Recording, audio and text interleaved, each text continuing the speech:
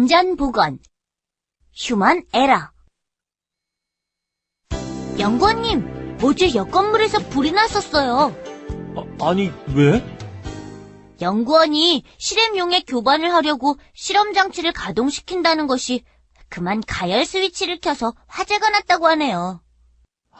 그럼 말도 안 되는 실수를. 그게 가능한 일이야? 이런 건 휴먼 에러로 인한 사고라고 할 수 있어요.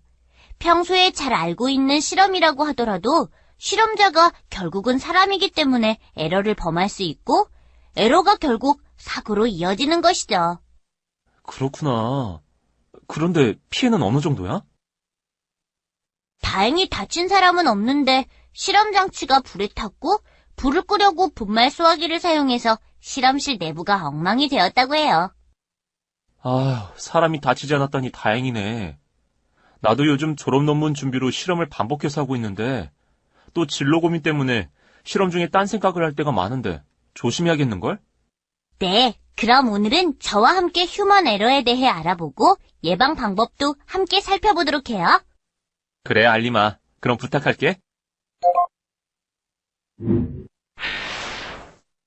오늘 교육에서는 어떤 것부터 내가 알아야 하는 거지? 오늘은 휴먼 에러의 이해, 휴먼 에러 예방 방법, 휴먼 에러 예방 사례에 대해 살펴보겠습니다. 오늘 학습을 통해 휴먼 에러가 발생하는 원인과 메커니즘을 이해할 수 있고 휴먼 에러 예방 방법, 그리고 휴먼 에러를 예방하기 위한 다양한 사례들을 살펴보고 이해할 수 있을 것입니다. 좋아. 그럼 시작해볼까?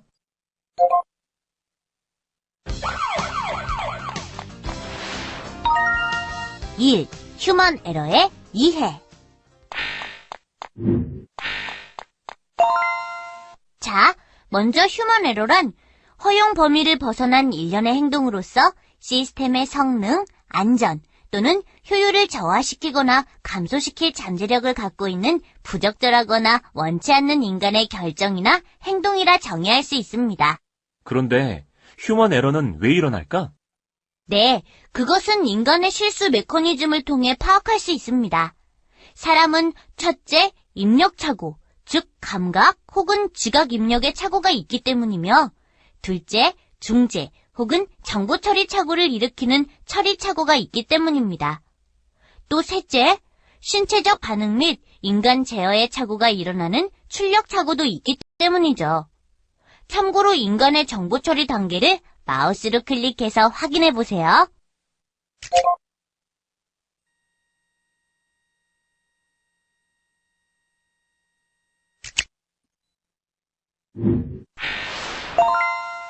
연구원님, 이번에는 휴먼 에러에 대한 잘못된 생각들을 바로 잡아보도록 할까요? 먼저 휴먼 에러는 대개 작업자의 부주의에 의해 발생한다. 자, 어떻게 생각하세요? 맞는 말 아닌가? 작업자의 부주의가 가장 큰 원인 아니겠어?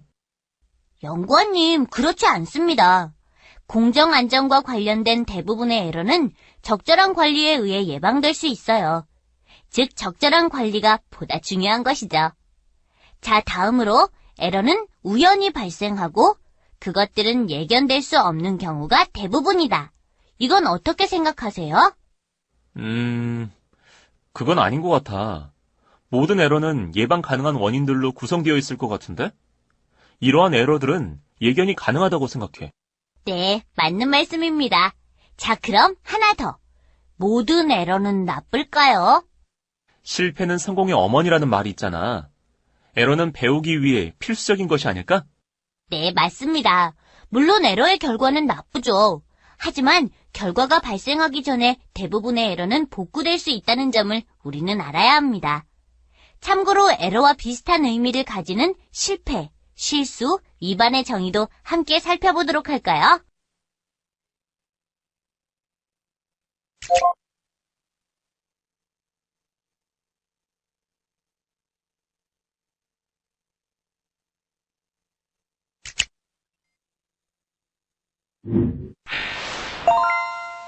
그런데 알림아, 휴먼 에러는 어느 정도로 발생하는지 그 빈도가 궁금한데? 네, 사실 사람은 매우 신뢰성이 높습니다만 불연속적인 직무와 관련한 직무에서 사람은 1000번에서 10,000번마다 한 번 실수를 범하게 됩니다. 또 실제 보통 작업의 경우 하루당 2만 행위에서 또 어떤 작업은 하루 10만 행위. 이러한 에러의 확률을 각각 보입니다. 그럼 하루 1인당 2만 행위를 한다고 가정하고 에러율이 0.0001이면 하루 1인당 2번 에러가 발생하겠구나? 네, 그렇습니다. 참고로 이러한 휴먼 에러가 발생하면 80%는 감지되지만 20%는 감지가 안 되며 이 중 25%가 심각한 문제를 야기시킵니다.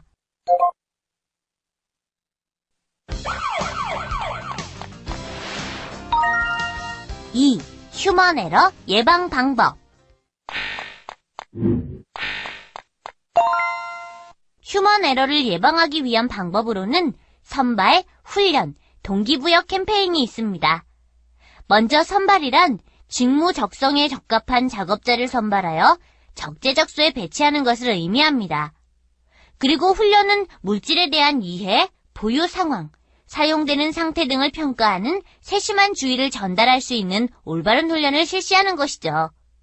또 동기부여 캠페인은 현장에서의 휴먼 에러는 한 사람의 문제가 아니라 조직 전체의 문제로 여기는 것에서 출발하죠. 아, 그럼 휴먼 에러에 대한 공동체 의식을 깨닫기 위하여 함께 노력하는 자세와 동료에 대한 이해하는 마음을 가져야겠구나. 네, 그렇습니다.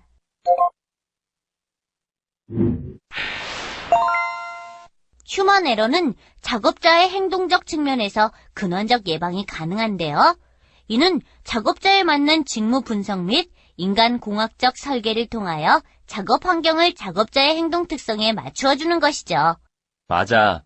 작업자에게 맞는 작업 환경이라면 에러가 덜 발생하겠지. 그런데 구체적으로 어떻게 하는 거지? 네, 우선 중대한 사건을 기술함으로써 막연한 아차 사고를 분석하는 것입니다. 다음으로 시스템적 접근을 하는 것인데요. 이는 서브 시스템의 확인, 의사결정 다이어그램 사용, 기능 할당, 작업장의 모형 분석 등을 해보는 것이죠. 또 에러 요인에 대한 노출 감소를 위해 낙하 물품, 걸려 넘어짐, 주사 바늘 등의 위험을 제거하며 끝으로 작업자를 고려한 인간공학적 기기설비 디자인을 하는 것입니다. 즉 인간공학적 디자인을 표시장치 설계 제작, 조절장치 디자인, 표시장치와 조절기 장치의 레이아웃에 반영하는 것이죠.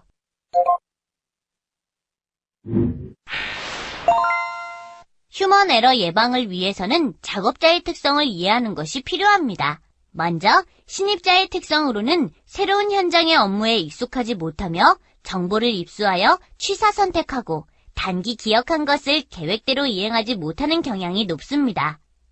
또 습관이 형성되어 있지 않아 어떻게 처리해야 안전한지 망설이게 되죠. 맞아. 신입자의 경우 확인하는 시간이 늦어 정해진 시간에 조작이 완료되지 않는 경우도 많고 또 서둘러 판단함으로 조작에 혼란이 생기고 불필요한 긴장을 하게 되는 경우도 많고 정신적 피로가 높게 되어 실수를 쉽게 범하게 되는 것 같아. 이야, 잘하시네요. 뭘? 나도 처음 연구원이 됐을 땐 그랬으니까. 네, 그럼 이러한 신입자들은 어떤 에러를 범하기 쉬울까요?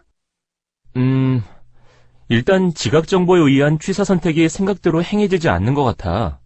그래서 무엇이 중요한 것인가를 쉽게 선택하기 어렵지.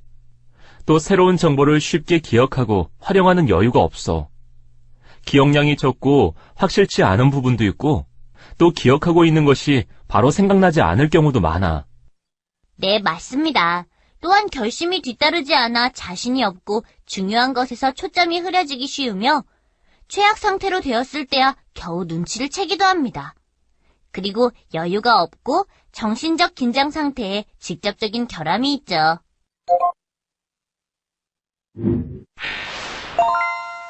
다음으로는 숙련자의 특성에 대해서도 살펴볼까요? 숙련자들은 많은 경험이나 습관에 젖어 자신의 과잉, 요령에 익숙해서 오류를 범하는 예가 많습니다. 몸에 익숙한 조작을 하게 될 때는 기억하고 있는 것과 자신의 행동에 대한 것을 무의식적으로 의심하지 않게 되는데요. 그래서 기억이 생략되거나 중단되기도 하고 틀린 행동을 할 위험성도 그만큼 커지게 되는 것이죠. 그렇다면 숙련자들은 어떤 에러를 범하기 쉬울까? 네, 먼저 같은 업무를 오랫동안 반복하고 있어 습관이 되어 있고 업무 내용을 잘 하고 있다고 생각하여 억측하기가 쉽습니다. 또 복잡하지만 가능하다고 생각하여 주의하지 않는 경향이 있죠. 그리고 그동안 잘못이 적었다는 것 때문에 실제 잘못된 것을 알아채지 못할 때도 있습니다. 맞아. 그리고 빨리 작업하는 것이 가능하므로 조작에서 자주 생략이 발생되는 경향이 있는 것 같아. 장시간 작업이 가능하지만 오래 작업하여 의식 수준이 낮은 문제도 있을 테고 또 그 업무에만 흥미가 있고 다른 것에 흥미를 느끼는 시야가 좁아지는 문제도 있지. 연구원님, 어째 본인 이야기처럼 잘 알고 있으신데요? 그랬나?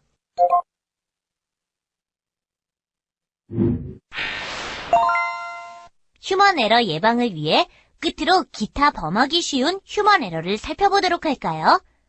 먼저 복잡한 조작은 생략하는 문제가 있습니다. 그리고 기계가 고장났을 때 고장으로부터 복귀하기 위해 스위치류를 함부로 만지는 것도 문제입니다. 또 작업 효율을 저해한다고 해서 안전장치는 의도적으로 제거하는 것도 문제이죠. 맞아. 그리고 기계 운전 중에 수리 작업을 하는 일도 빈번한 것 같아. 또 조작 중에 잘못 조작하더라도 결과를 눈치채지 못하는 경우도 많고. 간단하고 직접 관계치 않는 응급 순서는 실시하지 않는 경우도 많지. 또 문제가 발생한 긴급 상황에서는 간단한 조작도 안 되는 게 사람인 것 같아. 네, 그렇습니다. 자, 그럼 이제 휴먼 에러를 실제 어떻게 예방해야 하는지 예방 사례를 살펴보도록 하죠. 돌발 퀴즈! 에러는 우연히 발생하고 그것들은 예견될 수 없는 경우가 대부분이다. 맞으면 O, 틀리면 X를 선택하세요.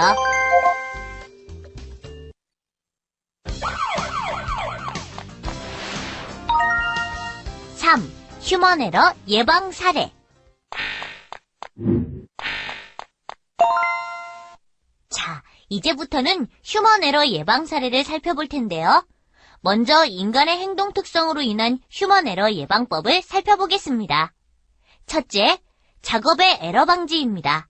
이는 모든 작업은 요령에 따라서 순서를 정하고 그 순서에 따라 실시하도록 사전 지도를 하는 것이며 지시 명령이나 보고 연락 상담을 정확히 행하고 인계시나 작업 전에 미팅을 통해 빠뜨리는 것이 생기지 않도록 반드시 재확인하는 것입니다. 또 다른 운전원이나 협력회사 등과 관계를 가진 작업을 포함해서 각 공정의 확인이나 체크를 확실히 행하여 판단 잘못이나 오조작이 생기지 않도록 조치하는 것을 말합니다. 다음으로 둘째, 시설 환경에 의한 에러 방지가 있는데요. 이는 기기, 밸브 등의 배치나 표시, 표식류가 오인이나 오조작이 생기지 않도록 고려하고 통신 설비나 조명 설비는 연유 작업이나 정전 시 작업에도 지장을 주지 않도록 연구하는 것입니다. 연구원님, 그 밖에 또 어떤 방법이 있을까요? 응급조치 에러 방지 대책이 필요할 것 같은데? 지휘명령을 정확히 행하여 장치의 정지, 조치나 방제 활동, 비난, 관계자 이외의 출입금지 조치 등의 대응이 원활하도록 하고 긴급조치 순서나 조작 밸브 등의 식별, 인터락 등을 고안해서 장치의 정지 조치가 확실히 행해지도록 해야지. 그리고 교육훈련도 중요할 것 같아. 작업에 필요한 지식이나 기능을 계획적으로 체득시키는 훈련 시스템을 만들어 초기에 운전원의 능력을 향상시켜야 할 것이고 또 위험에 대한 감수성이나 예지 능력을 높이는 수단을 강구하고 예상되는 훈련을 반복함으로써 긴급 시 등에 발생할 에러를 예방하는 것이지. 네, 맞습니다. 또 의식 캠페인도 예방법이 될 수 있는데요. 이는 조직 전체의 안전방침을 명확히 하고 탑이나 관리자가 솔선해서 준수하고 의식 계몽 활동을 전개하는 밝은 조직 풍토로서 전 구성원이 안전 담당자가 되도록 하는 것이죠. 다음으로는 작업 표준화를 통한 휴먼 에러 예방법도 있습니다. 작업 표준은 그 위치의 부여를 정확하게 하고 재정 개폐가 이루어지는 승인 결제 기준을 정하는 것인데요. 작업 형태별로 분류를 체계화해서 목차를 부여하고 작업 항목을 검색하기 쉽게 하는 것이죠. 또 작업 순서는 대상이 되는 흐름도 등을 그림으로 넣어서 구체적인 순서에 따라 정량적으로 기재하고 전체에 공통적인 내용의 것은 통일된 작업 표준으로 작성하여 안전보건 대책에 틈이 생기지 않도록 하는 것입니다. 그렇다면 작업 표준에는 순서에 따라 필요한 곳에서 착용할 보호구 종류나 중요 부분 등에 유의할 사항. 다음으로는 작업 표준화를 통한 휴먼 에러 예방법도 있습니다. 작업 표준은 그 위치의 부여를 정확하게 하고 재정 개폐가 이루어지는 승인 결제 기준을 정하는 것인데요. 작업 형태별로 분류를 체계화해서 목차를 부여하고 작업 항목을 검색하기 쉽게 하는 것이죠. 또 작업 순서는 대상이 되는 흐름도 등을 그림으로 넣어서 구체적인 순서에 따라 정량적으로 기재하고 전체에 공통적인 내용의 것은 통일된 작업 표준으로 작성하여 안전보건 대책에 틈이 생기지 않도록 하는 것입니다. 그렇다면 작업 표준에는 순서에 따라 필요한 곳에서 착용할 보호구 종류나 중요 부분 등에 유의할 사항, 과거의 아차 사례나 사고 사례 등을 첨부하여 작업의 안전성을 높이는 것도 있어야 할 것 같아. 또 필요한 곳에 산업안전보건규칙 기준 등 법이나 기타 작업 표준, 기기 취급 설명서 등과의 연관된 것 등을 명기해야겠지? 그리고 설비 변경 시 및 정기적으로 전원에게 똑바로 보고 행하도록 하는 것 외에 안전보건교육 계획을 수립해서 반복 교육을 철저히 하는 것도 필요할 것 같아. 네, 맞습니다.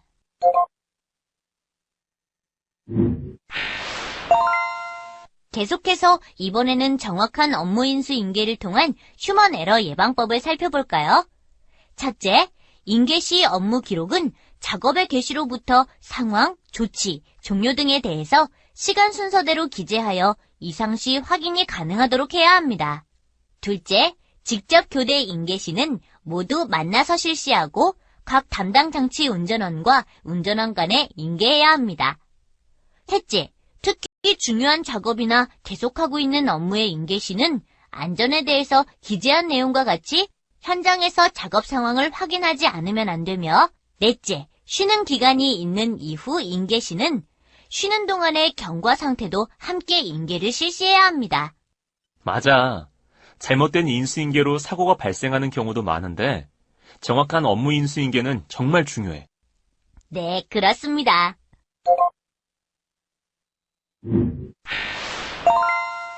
알림아, 업무 개시 전 미팅을 하는 것도 휴먼 에러 예방법이 될 것 같아. 업무 시작 시는 밝고 건강을 유지하도록 작업을 배려하고 인계사항 확인 및 지시 연락을 행하는 거야. 또 미팅을 통해 업무 항목, 업무 순서, 역할 분담, 안전 확인을 행하는 거지. 어때? 네, 맞습니다. 또 미팅을 통해 업무에 관계되는 아찔한 사고나 위험성에 대해서 의논하고 안전 요소 가운데 가장 중요한 것을 행동 목표로 정해서 전원이 공유하면 좋을 것입니다. 그리고 업무 시작 전 미팅이나 업무 변경 등의 기록은 작업이 끝날 때까지 게시하여 전원이 업무 도중에도 확인 가능토록 한다면 보다 많은 사고를 예방할 수 있을 것입니다.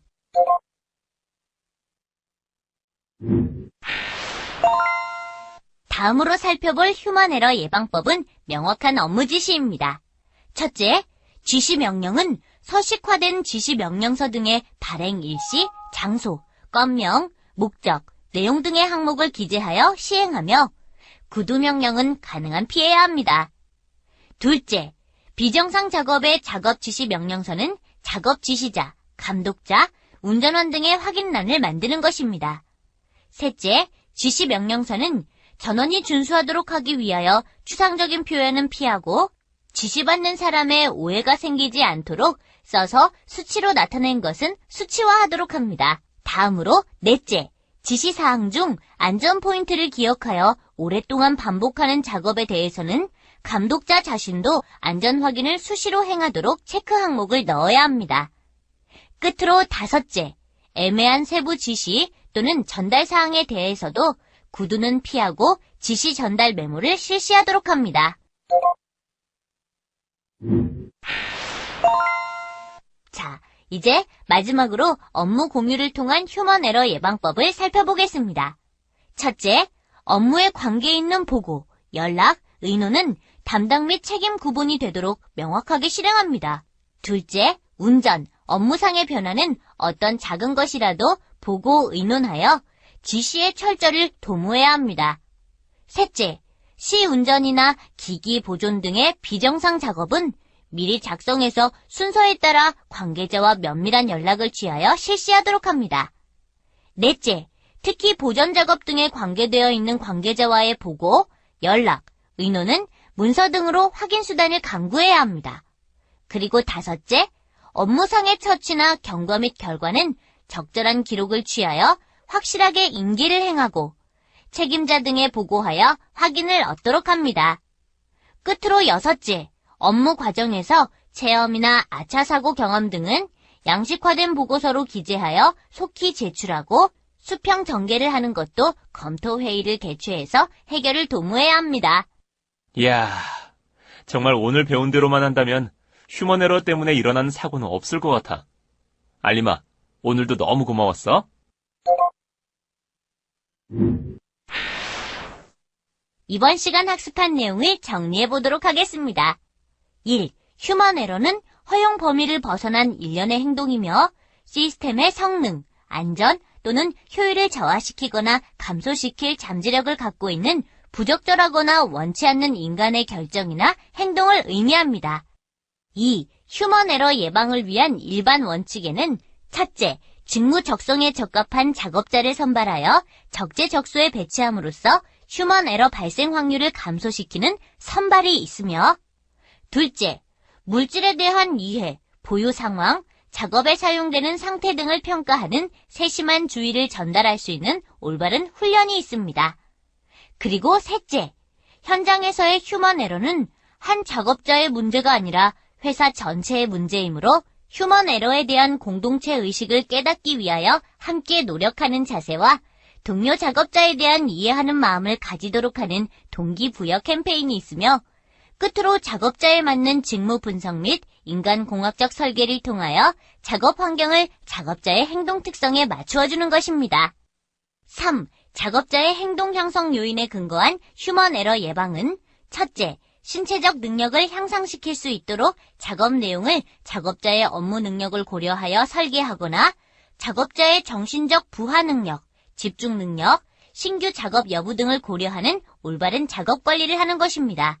그리고 둘째, 태도 교정에 의한 예방 대책으로 작업자가 작업의 규칙을 지키지 않은 원인을 관리자의 관리 소홀과 작업자의 규칙 미이행의 원인을 파악함으로써 이들 위반의 근본적 원인을 파악하고 제거하는 노력으로 태도를 교정하는 것입니다.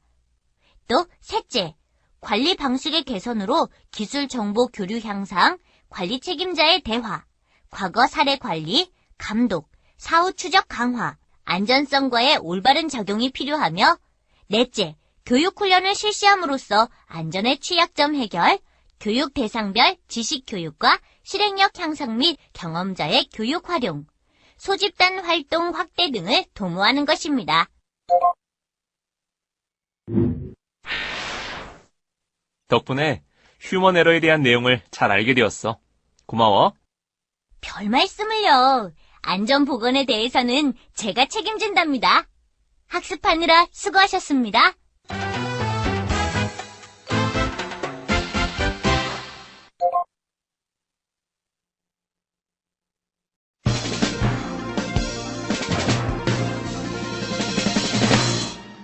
안전보건, 인간공학. 아이고, 허리도 아프고 팔도 결리네. 엉덩이까지. 연구원님, 왜 그러세요? 캐드 작업 중인데 프로젝트 마감이 얼마 남지 않아서 무리를 했더니 온몸이 쑤시네. 저런, 어쩐지 너무 열심히 하시더라. 프로젝트로 바쁘더라도 정기적으로 휴식을 취해줘야 몸에 무리가 가지 않아요. 좀 쉬고 싶지만 어쩔 수가 없어. 그런데 의자와 책상이 좀 이상하네요. 왜? 무슨 문제 있어? 책상은 너무 높고 의자는 너무 낮아요. 그게 무슨 문제야? 개개인의 신체 조건에 따라 적정한 높이가 있는 거예요. 신체 조건에 적정하게 의자와 책상을 조정해서 사용해야 동일한 시간 동안 작업을 하더라도 몸에 무리가 덜 오는 거고요. 그리고 모니터와 키보드 위치도 적절하게 조정해야겠죠? 아, 인간공학? 그렇구나. 알림아, 그럼 이번 기회에 네가 인간공학에 대해 자세히 알려주면 어떨까? 네, 좋습니다. 그럼 시작해볼까요? 오늘 교육에서는 어떤 것부터 내가 알아야 하는 거지? 오늘은 먼저 인간공학의 이해, 작업 공간 및 작업 자세, 근골격계 질환, 작업 환경과 인간공학에 대해 살펴보겠습니다. 오늘 학습을 통해 인간공학에 대해 이해하고 적절한 작업 공간 및 작업 자세를 이해할 수 있으며 근골격계 질환 및 작업 환경과 인간공학에 대해 이해할 수 있을 것입니다. 좋아. 그럼 시작해볼까?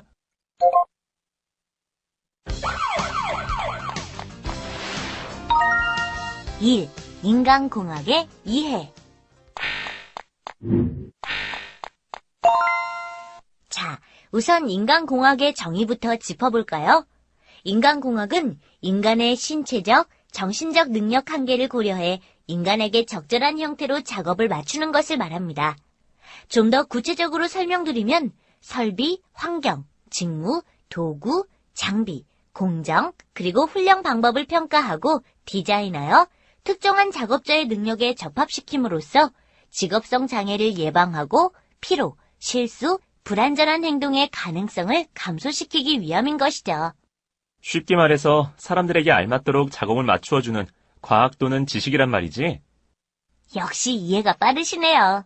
결국 인간공학의 목적은 작업자의 배치, 작업 방법, 기계 설비, 전반적인 작업 환경 등에서 작업자의 신체적 특성이나 행동하는 데 받은 제약 조건 등이 고려된 시스템을 디자인하는 것으로 건강, 안전, 만족 등과 같은 특정한 인생의 가치 기준을 유지 또는 향상시키기 위한 것이죠. 인간과 기계, 작업 환경과의 조화가 잘 이루어질 수 있도록 하여 작업자의 안전, 작업 능률, 편리성, 쾌적성 등을 개선시키기 위한 것이구나. 네, 맞아요.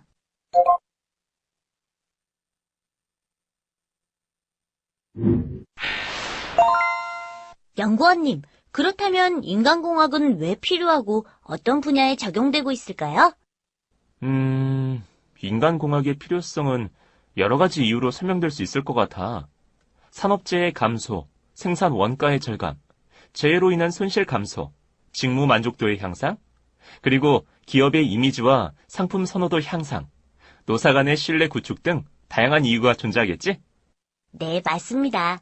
이와 같은 필요성과 관련하여 인간공학은 작업 관련성 유해 위험 작업 분석, 제품 설계에 있어 인간에 대한 안전성 평가, 작업 공간의 설계, 인간과 기계 간의 인터페이스 디자인 등의 분야에서 적용되고 있습니다. 다음 버튼을 클릭하여 인간공학이 적용된 분야의 예시를 살펴보시기 바랍니다.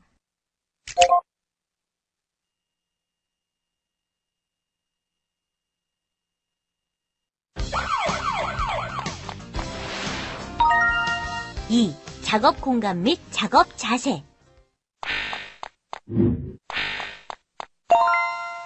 연구원님, 부품 배치에도 원칙이 있다는 것 아세요? 부품 배치에도 원칙이 있다고? 어떤 원칙이 있는지 설명해 줄래? 네, 부품은 중요성의 원칙, 사용 빈도의 원칙, 기능별 배치의 원칙, 사용 순서의 원칙 등 4가지의 원칙에 따라 배치합니다. 우선 중요성의 원칙은 부품의 작동 성능이 목표 달성의 기묘한 정도에 따라 우선순위를 결정하는 원칙입니다. 두 번째로 사용 빈도의 원칙은 부품이 사용되는 빈도에 따라 우선순위를 결정하게 되죠. 기능별 배치의 원칙은 나도 알 것 같아. 말 그대로 기능적으로 관련된 부품을 모아서 배치하는 원칙이지? 그렇죠. 마지막 사용 순서의 원칙도 말 그대로 사용 순서에 맞게 순차적으로 부품들을 배치하는 원칙을 의미합니다.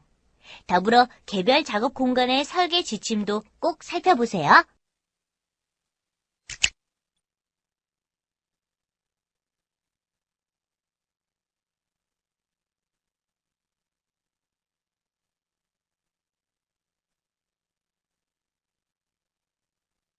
알림아, 작업 공간도 구분할 수 있겠지?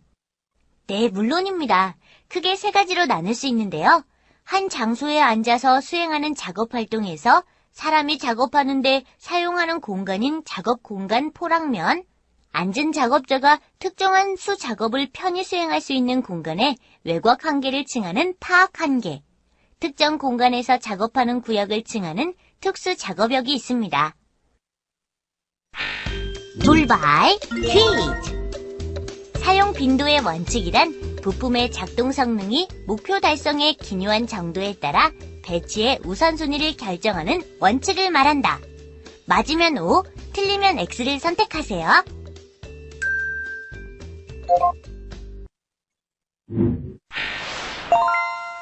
이어서 수평 작업대의 정상 작업역과 최대 작업역에 대해 알아보도록 하겠습니다.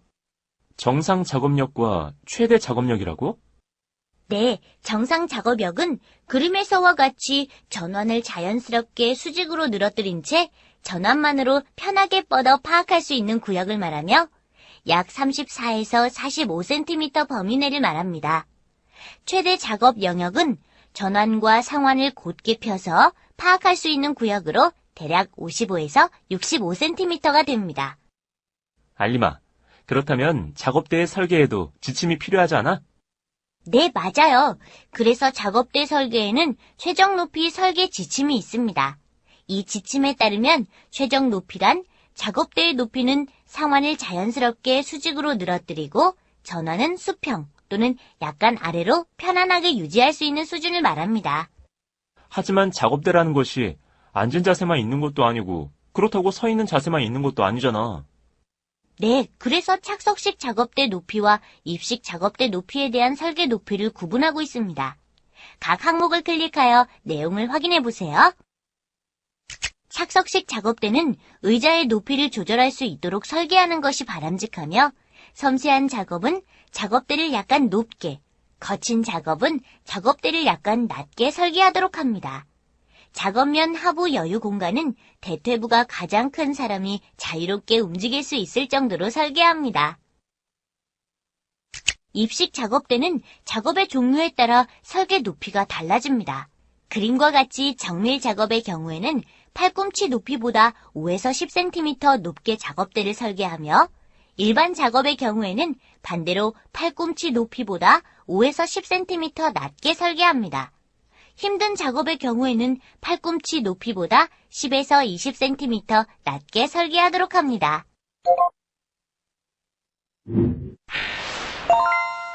알림아, 특히 착석식 작업의 경우 장시간 앉아서 작업하는 경우가 대부분일 텐데 작업대만큼이나 의자의 설계도 중요하겠는데? 네, 맞습니다. 그래서 의자에 앉았을 때 대부분의 체중이 골반뼈에 실리도록 체중 분포를 고려하고 의자 좌판의 높이, 깊이, 폭과 몸통의 안정을 고려하여 설계하도록 합니다. 특히 아래 그림과 같이 의자 좌판의 높이는 좌판 앞부분이 오금 높이보다 높지 않게 설계되어야 하며 폭은 큰 사람에게 맞도록, 깊이는 대퇴를 압박하지 않게 작은 사람에게 맞도록 설계합니다. 또한 작업 높이에 따라 의자 좌판의 높이도 조절 가능해야 하며 필요시에는 작업 발판을 사용할 수도 있습니다.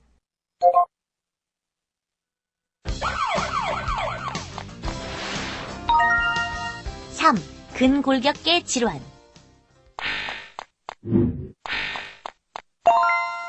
이번엔 근골격계 질환에 대해 알아보도록 하겠습니다. 우선 정의부터 살펴보면 반복적인 동작, 부적절한 자세, 무리한 힘의 사용, 날카로운 면과의 신체 접촉, 진동 및 온도 등의 요인에 의하여 발생하는 건강장애로 목, 어깨, 허리, 상하지, 신경, 근육 및 그 주변 신체 조직 등에 나타나는 질환을 의미합니다. 아무래도 장시간 작업에 따른 근골격계 질환들이 발생할 수 있겠구나. 네, 그렇습니다.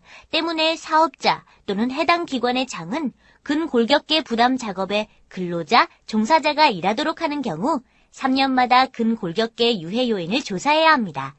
구체적인 조사 항목은 첫 번째로 설비, 작업 공정, 작업량, 작업 속도 등 작업 상황에 대한 조사이고 두 번째로 작업 시간, 작업 자세, 작업 방법 등 작업 조건에 대한 조사입니다.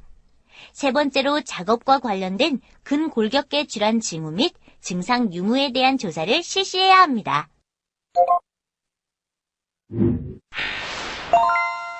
알림아, 근골격계 질환을 유발시키는 작업이나 자세도 알려줄래? 네, 근골격계 질환 유발 작업이나 자세는 다음 6가지 정도로 나눠볼 수 있습니다. 각 항목을 클릭하여 어떠한 작업과 자세가 있는지 그림과 함께 잘 살펴보시기 바랍니다.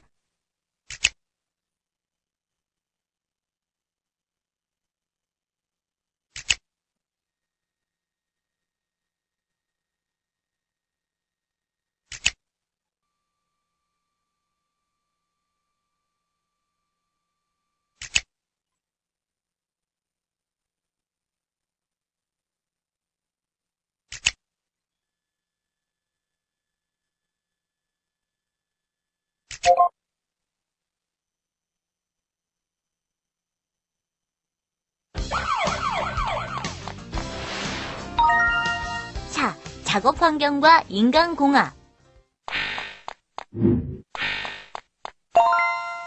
연구원님, 작업 환경에 영향을 미치는 것들은 무엇이 있을까요? 뭐가 있을까? 조명이나 소음 등이 있을 것 같은데? 네, 맞아요. 우선 조명에 대해 말씀드리겠습니다. 작업별로 조도 기준에 따라 마련되어 있는데요. 초정밀 작업은 750룩스 이상, 정밀 작업과 보통 작업은 각각 300과 150룩스 이상이며 기타 작업은 75룩스 이상입니다. 아, 작업의 종류에 따라 조명의 밝기도 수치로 정해진 기준이 있었구나. 그렇다면 조명의 적절성을 결정하는 요소가 있겠는데? 네, 조명의 적절성을 결정하는 요소로는 업무의 형태, 작업 시간, 작업을 진행하는 속도 및 정확도, 작업 조건의 변동, 작업에 내포된 위험 정도가 있습니다. 또한 인공 조명 설계 시 고려되어야 할 사항들이 있습니다. 우선 조도는 작업상 충분해야 하고 광색은 주광색에 가까워야 합니다. 또 유해가스를 발생하지 않아야 하며 폭발과 발화성이 없어야 합니다. 그리고 취급이 간단하고 경제적이어야 하며 작업장의 경우 공간 전체에 빛이 골고루 퍼지도록 고려하여 설계해야 하는 것이죠. 참, 연구원님, 컴퓨터 작업 많이 하시죠? 그럼, 특히 요 며칠도 대부분 컴퓨터 앞에 앉아 있었지. 나뿐만 아니라 현대인이라면 누구나 컴퓨터 앞에서의 장시간 작업이 필요하겠지? 네, 때문에 요즘 VDT 증후군이 많이 문제시되고 있는 만큼 VDT를 위한 조명 기준이 따로 마련되어 있습니다. 우선 VDT 조명은 화면에서 반사하여 화면상의 정보를 더 어렵게 할 수 있으므로 대부분 300에서 500룩스를 지정하고 있습니다. 또한 화면과 극인접 주변 간에는 1:3의 광도비가, 화면과 화면에서 먼 주위 간에는 1:10의 광도비가 추천되고 있습니다. 그리고 화면 반사는 화면으로부터 정보를 읽기 어렵게 하기 때문에 화면 반사를 줄일 수 있는 여러 가지 방법들을 제안하고 있습니다. 마우스를 클릭하여 내용을 확인하세요. 그렇구나. 작업장의 조명은 그냥 밝게 밝혀주기만 하면 되는 줄 알았는데 작업 환경에 따라 이런 세세한 기준 등이 있는 줄 미처 몰랐네. 고마워, 알림아. 알림아, 소음에 관련된 기준도 알려주겠니? 네, 우선 소음 작업의 정의부터 알아볼까요? 소음 작업이란 일일 8시간 작업을 기준으로 85데시벨 이상의 소음이 발생하는 작업장을 칭합니다. 소음 작업에는 강렬한 소음 작업과 충격 소음 작업으로 나뉘어 있습니다. 각 항목을 클릭하여 세부 기준을 살펴보도록 하겠습니다. 우선 강렬한 소음 작업은 90데시벨에서 115데시벨까지 5데시벨 간격으로 이를 노출 시간에 따라 나눠져 있으며 특히 115데시벨을 초과하는 소음 수준에는 노출되어서는 안 된다는 것을 기억하시기 바랍니다. 충격 소음이란 최대 음압 수준이 120데시벨 이상인 소음이 1초 이상의 간격으로 발생하는 것으로 120데시벨을 초과하는 소음이 이를 1만 회 이상 발생되는 작업, 130데시벨을 초과하는 소음이 이를 1,000회 이상 발생되는 작업, 140데시벨을 초과하는 소음이 이를 100회 이상 발생되는 작업을 기준으로 합니다. 특히 최대 음압 수준이 140데시벨을 초과하는 충격 소음에 노출되지 않도록 해야 합니다.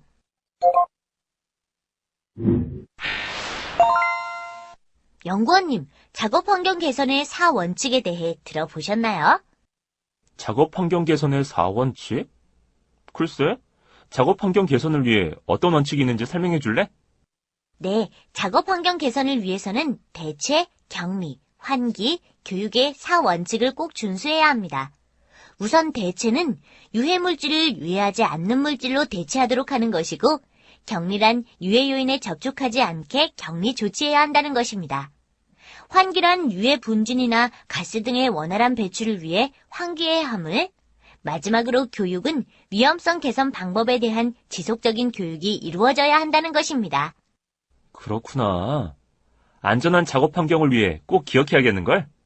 더불어 유해 인자에 노출되는 작업자가 있는 사업장은 작업 환경 측정 대상이 되는데요. 화학적 인자, 물리적 인자, 분진의 항목으로 나누어서 살펴보게 됩니다. 마우스를 오버하여 각 항목의 세부 내용을 확인해 보시기 바랍니다.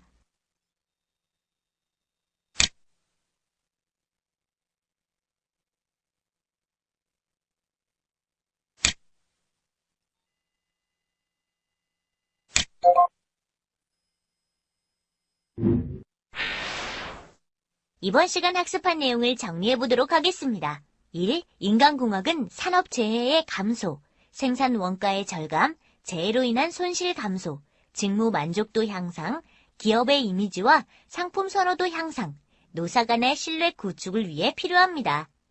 2. 부품 배치의 원칙에는 중요성의 원칙, 사용 빈도의 원칙, 기능별 배치의 원칙, 사용 순서의 원칙 등이 있습니다.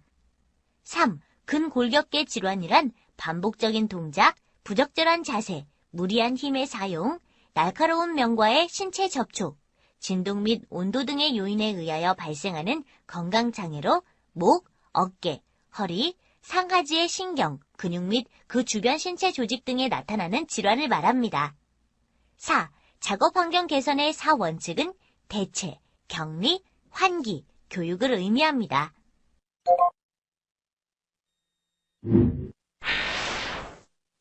덕분에 인간공학에 대한 내용을 잘 알게 되었어. 고마워. 별 말씀을요. 안전보건에 대해서는 제가 책임진답니다. 학습하느라 수고하셨습니다.